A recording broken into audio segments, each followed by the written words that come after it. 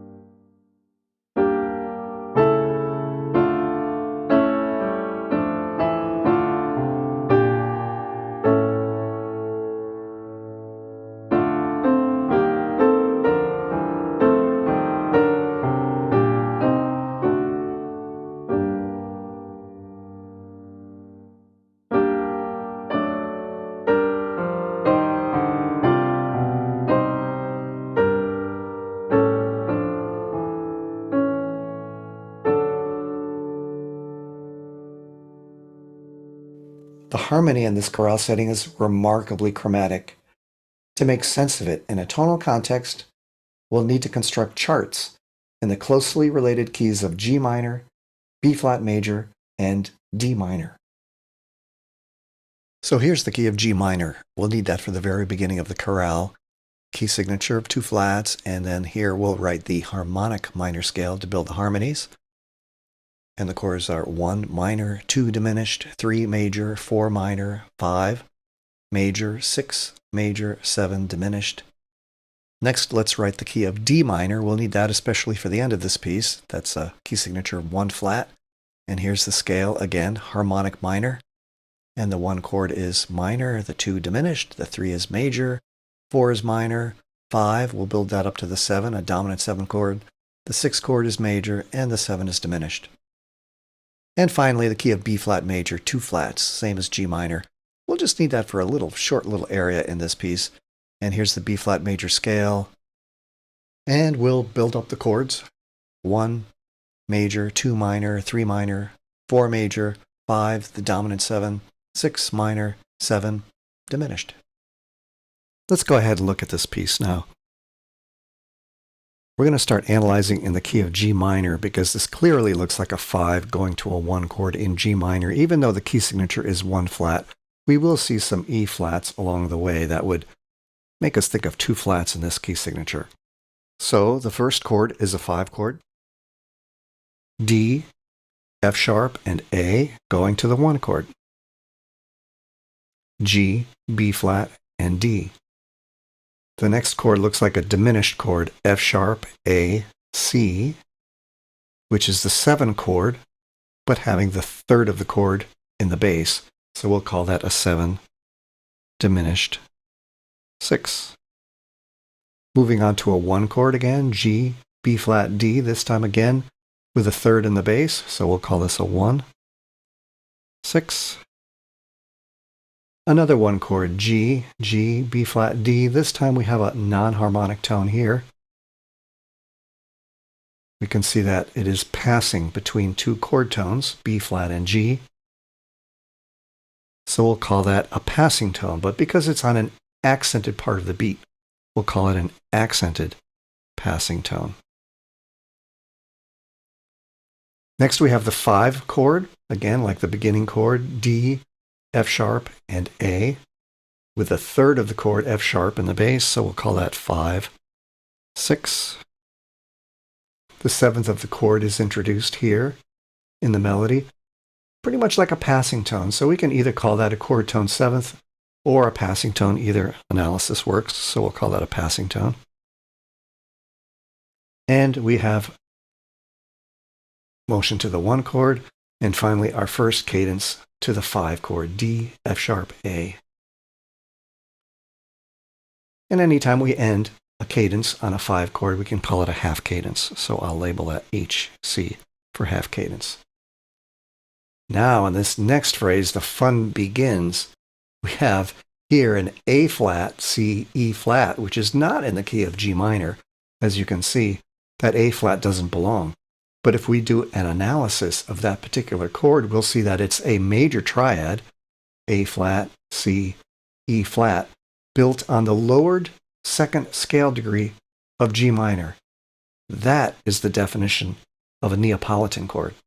So we're going to call that Neapolitan in first inversion, just as Neapolitan chords usually appear.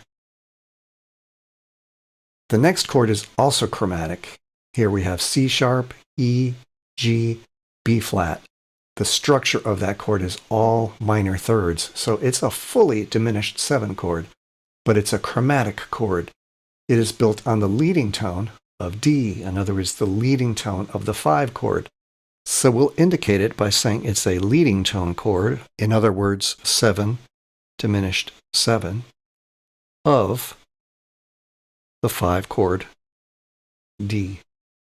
And it does predictably go to the 5 chord, which is what it should do.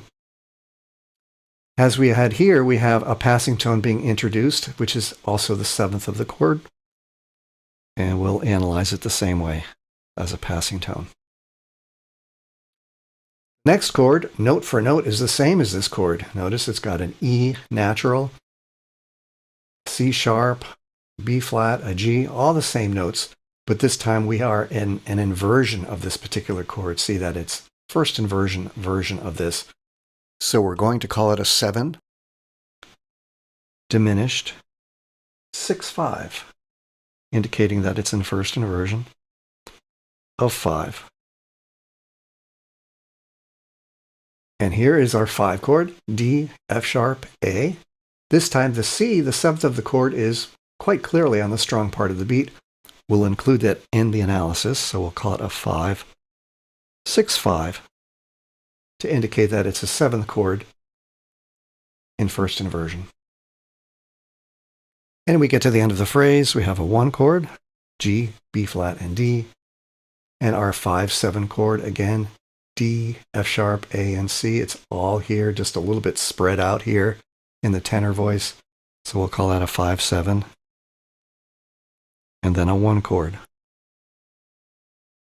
So notice that this phrase ends in what we call an authentic cadence. As a matter of fact, because both of these chords are in root position, and because the melody of the last chord is the root of the chord, we can call this a perfect authentic cadence. We should take a moment now to go back and listen to the harmony of this remarkable phrase. Listen in particular for the powerful chromatic Neapolitan chord at the onset, and then to the secondary diminished chords that follow.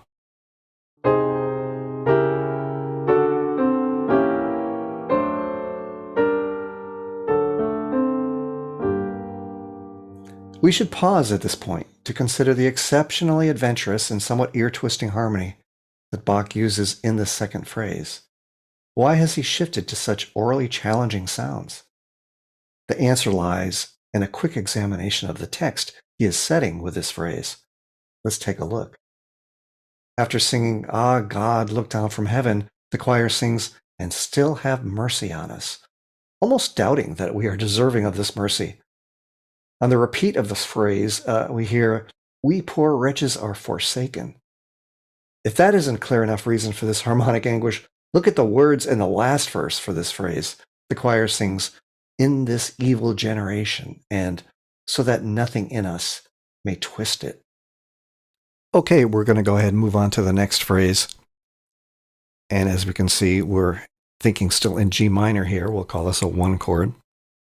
G, B flat, D. Here we have a chromatic chord. Notice it's A, C sharp, E, which takes us out of the key of G minor. It almost looks like a 5 chord that is going to a 5 chord. You can see the leading tone of the D and the fifth relationship of A to D. So it seems as though it's a 5, 6, but going to the 5 chord. But then when we get to the 5 chord, notice that the F is not F sharp, not a raised leading tone, but F natural. So it really doesn't sound much at all like a 5 chord here. So I'm going to say that perhaps we're going into a different key. The C sharp is rather consistent here as a leading tone to D. And I'm seeing a cadence here on an A major triad. If I think of this a little differently, I can say that that G minor chord here sounds more like the key of D minor. This is a pivot chord. G minor is actually the 4 chord in D minor. So let's try it that way. Then we can see this makes a lot of sense. A, C sharp, E is just simply the 5 chord in D minor. And then it resolves to the D, F, A, which is the 1 chord. 4, 5, 1. Back to the 5 chord. A, C sharp, and E. So we're reading these chords, of course, off of our D minor chart now. We see a passing tone, which is the 7th of the chord, moving to another 1 chord. This time the D, F, A is in first inversion because the 3rd of the chord is in the bass. So we'll say 1, 6, passing tone in the soprano and also in the bass. So we'll circle both of them, so that they're both passing tones. And another 1 chord with a passing tone in the bass, again the 7th of the chord. A 4 chord, but the 4 chord is G, B flat, and D. The B flat is the lowest pitch, so we say that's in first inversion. And the cadence finally comes to A, C sharp, E, 5 chord. The 5 chord cadence, we call it a half cadence, but this is actually a very special kind of a half cadence. In a minor key, when 4 goes to 5, and the 4 chord is in first inversion, this puts a very interesting interval here going into the cadence. From a B flat to an A is actually just a half step. And because of that strong half step sound here and the very smooth voice leading here, we can say that this is called a Phrygian cadence, or a Phrygian half cadence. Which is interesting because remember, we said that the implication of this melody, before we even looked at any of the chords in its original format, did seem as though it was Phrygian in format. So here, almost a nod to that harmonically. Let's go back now and listen to the harmony of this phrase. Listen for the modulation from G minor to D minor, and then to the beautiful Phrygian half cadence leading to the A triad.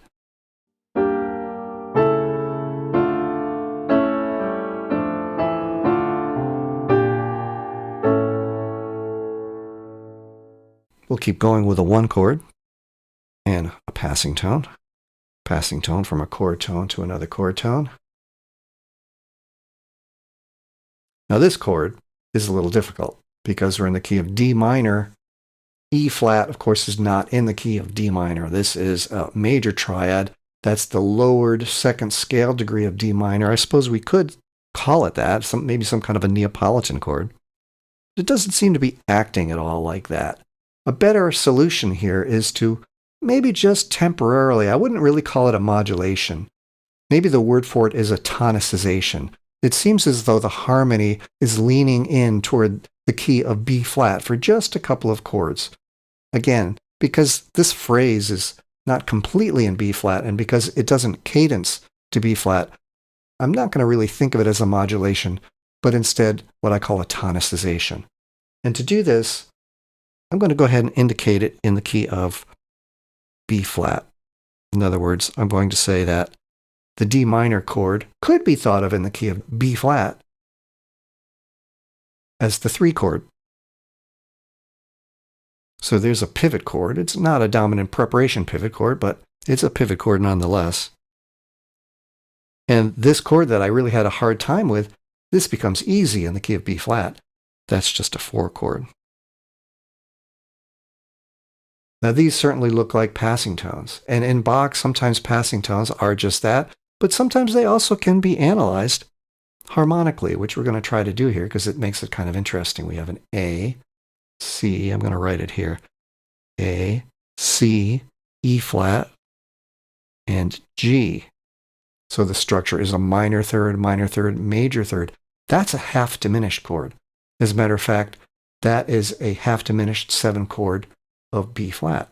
So I can call that 7, half diminished.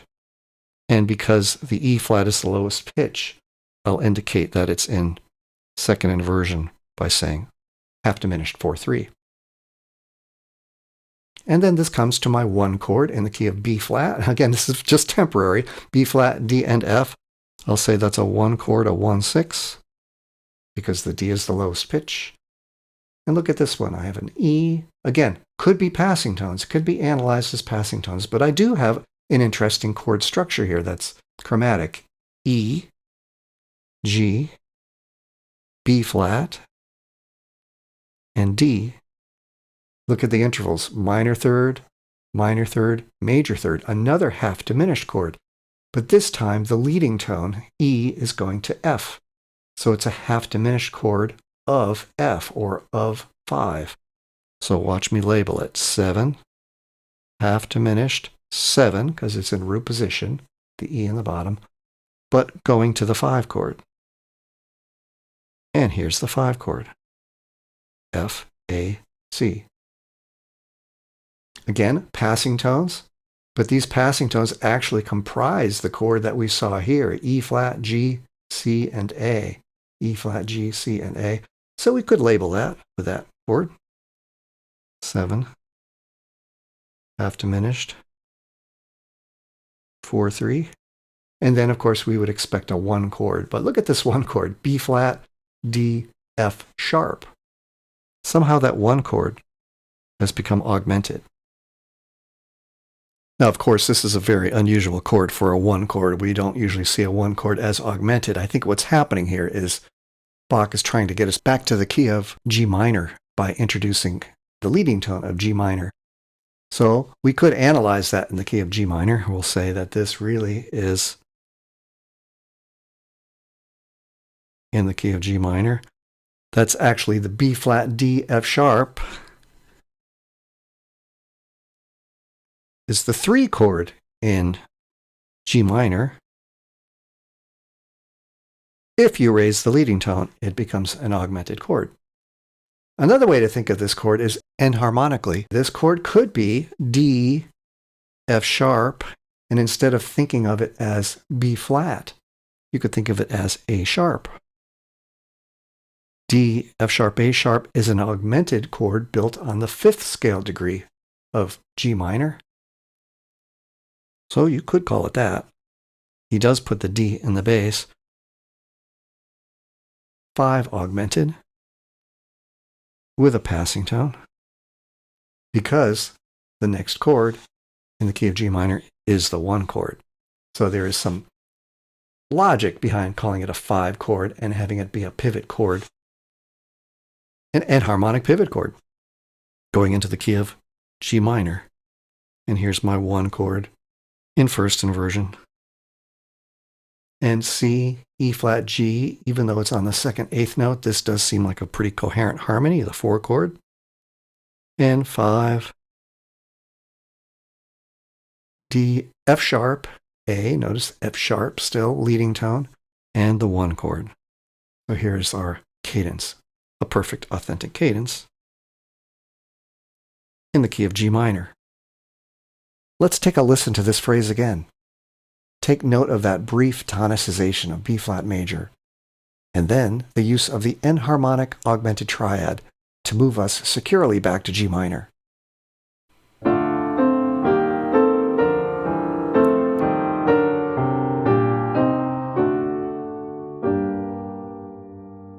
So let's go ahead and continue in the key of G minor. 1, 5, D, F sharp, A in the first inversion. There's the 3rd.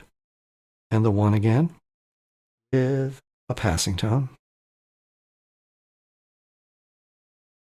C, E flat, and G. That's my 4 chord. in first inversion with a third in the bass. Passing tone. This chord is a little hard to make sense of. It's C, F, D, G.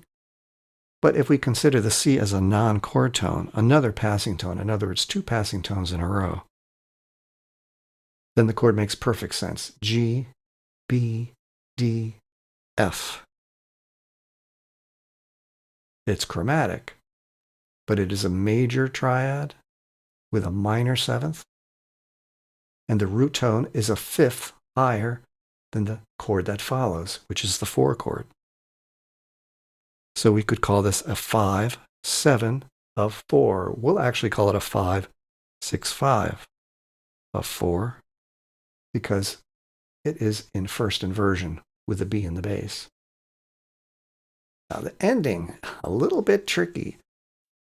4 goes to 1.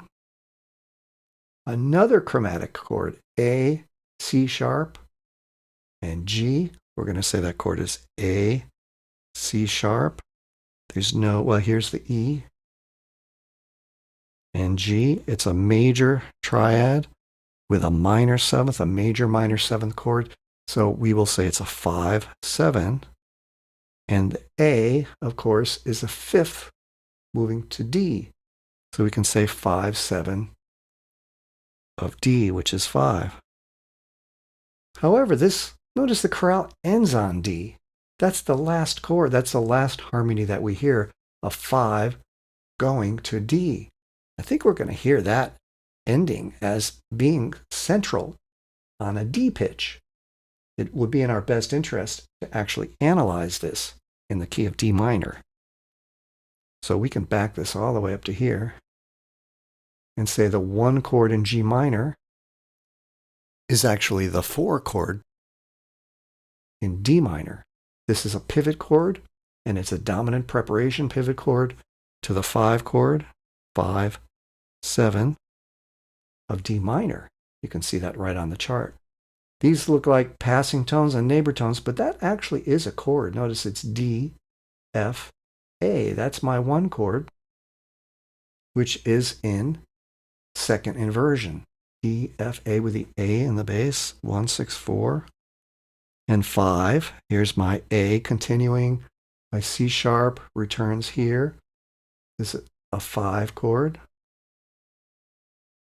Notice that this pitch is a D and it extends into the beginning of the 5 chord. So this is actually a non-harmonic tone for at least an 8th note here. This is what we call the preparation. When it is a dissonance, we'll call it a suspension. And then its resolution to the 3rd of the chord is right here. So we'll call this a 4 because the interval from the A to the D is a 4th. We'll call it a 4-3 suspension. And then we end on the 1 chord, which we would like to say D minor, but notice it's D major. We know that Bach likes to do that even in a minor key, sometimes end the piece with a major triad. We can call that a Picardy third. Now let's listen to that last phrase. Hear how Bach makes a tonal shift at the very end to the key of D minor so that he can accommodate the final pitch of A. Listen also for the quick change to D major on the last chord.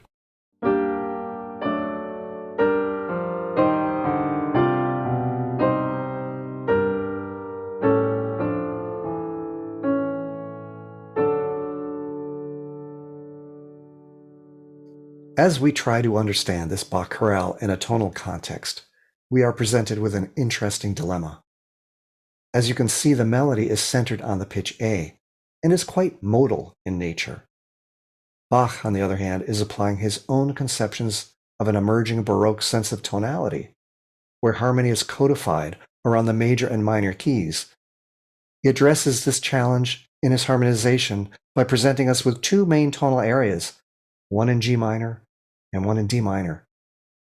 The central pitch of A is accommodated at the beginning as the 5th note of a 5 chord in G minor, and at the end, he makes a quick but strong modulation to D to accommodate the A pitch again. This tension between the modal underpinnings of the melody and our own more modern conceptions of tonality are what make this piece particularly interesting to analyze.